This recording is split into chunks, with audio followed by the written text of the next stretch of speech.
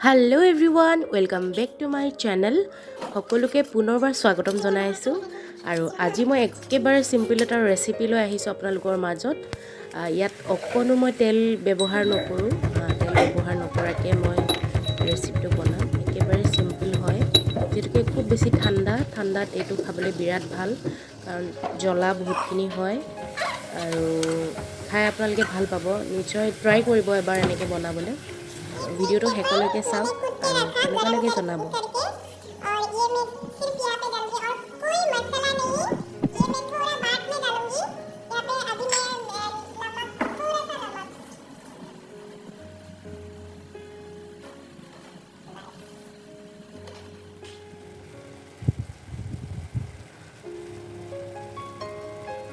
অকল এইটো ৰেচিপিত মই জালুক ভোট জলকীয়া অকমান দিম আৰু বিলাহী আৰু পিয়াজ আৰু এটা আলু দিছোঁ মই। একেবাৰে সিম্পল আৰু চৰ্দি জ্বৰ হৈ থাকিলেও এইটো খাবলৈ বিৰাটেই ভাল। মোৰো খুব বেছি গা বেয়া, সেইটো কাৰণে বনালোঁ। চাগে ধৰিবই পাৰিছে, খুব বেছি ভাল লাগে খাই। আপোনালোকে খাবচোন কেতিয়াবা বনাই।